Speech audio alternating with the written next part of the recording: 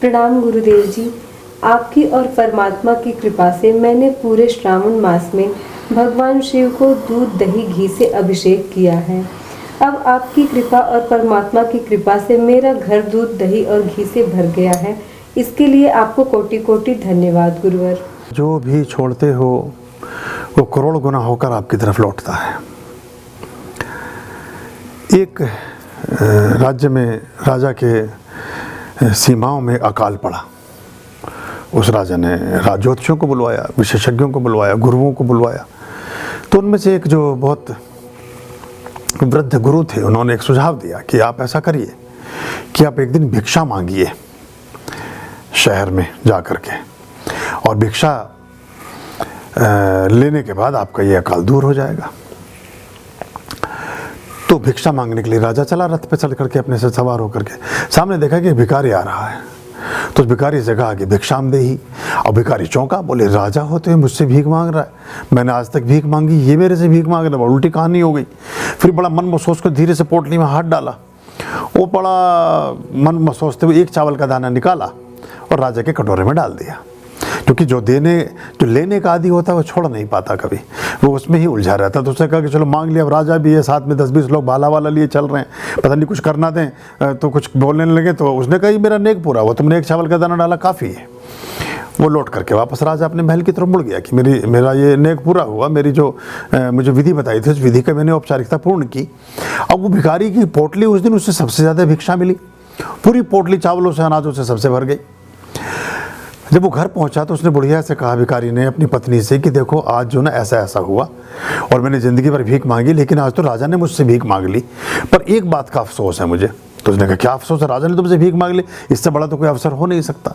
बोले एक बात का मुझे अफसोस ये है कि पोटली भिक्षा मुझे 10 गुनी मिली, आज मेरी सारी पोटलियाँ भरी हुई हैं, तुम देख भी रही हो, बड़ी मुश्किल से उतार के घर में अंदर हम खींच खाँच के लाए हैं अनाज की बर्तन इनको सामानों को। तो बोले पर इसमें एक चावल का दाना कम है। बोले एक चावल, बोले वो एक उसे दे दिया ना राजा को। तो जो कभी छोड़ नहीं पाता, जब वो कुछ छोड़ता है तो उस पर दृष्टि लगती है, उसकी मानवीय स्वभाव में ऐसा चलता है।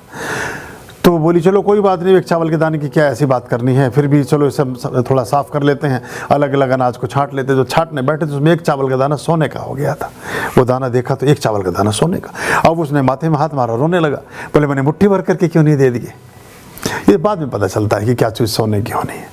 तो जब आप जो छोड़ते हैं वो सब सोने का हो जाता है, जो छोड़ नहीं पाते वो फिर सामान्य रह जाता है। पर पहले उसके लिए एक हिम्मत चाहिए, पहले उसको करने के लिए एक प्रकल्प और एक विचार चाहिए। और ये अवसर हम सबके जीवन में आते हैं, हम बस उन्हें पहचान नहीं पाते कि कब हमारा दाना जो है वो सोने का हो सकता है। तो जो भी आप लौटाते हैं वो 1000 लाख गुना आप तक लौटता है।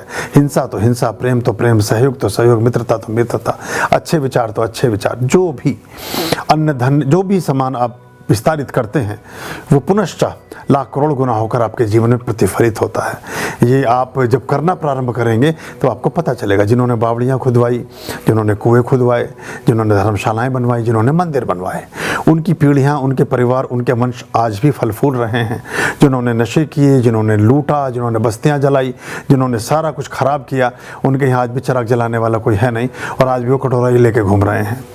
तो ऐसा चलता है। तो ये समृद्धि जो है वो सुविचार में प्रतिफलित होती है, आपके अच्छे श्रेष्ठ संस्कारों के साथ बढ़ती है। बस इतनी हिम्मत भर हम जुटा लें। और सबसे बड़ी हिम्मत वो जुटा पाता है जो अपनी अंतिम पूंजी को लगाने के लिए चल पड़ता है। जैसे मैं कहता हूँ कि कोई व्यक्ति 1000 रुपये उसके पास हैं और वो 1000 रुपये में से 100 रुपये का दान करता है, तो उसका वो 100वां हिस्सा दान करता है, उसका 10वां हिस्सा दान करता है। लेकिन एक व्यक्ति के पास 10 ही रुपये हैं, वो 10 के 10 रुपये दान कर देता है, तो 100% दान करता है, वो बड़ी बात हो जाती है और उसका दान की कीमत कई गुना ज़्यादा हो जाती है। तो ऐसा चलता है, लेकिन ये भी हमारे जीवन को बेहतर बनाता है, ऊंचा उठाता है। तो आपके जीवन में बेहतरी के सारे उपाय समाहित होते जाएं, गुरुओं की ये चेष्टाएँ रही हैं। सभी तरह के संस्कार और सरोकार आपके जीवन को श्रेष्ठ, आकर्षक, सौम्य, शुभ्र और अच्छा बनाने की दिशा में किए जाते हैं। उसको अपने जीवन भगवान का अंग संग बनाएं और ज़्यादा ऐसे लोगों के साथ भी विचार विमर्श ना करें जो उन चीज़ों में अलग अलग तरह का विचार रखते हैं, क्योंकि आपका जो स्वांत सुखाए है, जैसे मैं बोलता हूँ कि गूंगे का गुड़ है, खाए जात मुस्काए जात, तो आपको खाते जाना है, मुस्कुराते जाना है, ज़्यादा दूसरों पर निर्भर नहीं रहना है, क्योंकि वो आपको फिर उसमें भी किसी न किसी रूप से, क्योंकि जिसके पास जो है वो दे सकता है, जिसके पास रंज है वो रंज देगा, जिसके पास क्रोध है वो क्रोध देगा, जिसके पास बैर है वो बैर देगा, जिसके पास प्रेम है वो प्रेम देगा। अभयाम भज रे चित संततम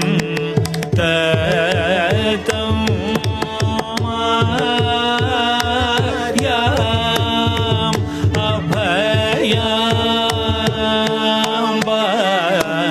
भज रे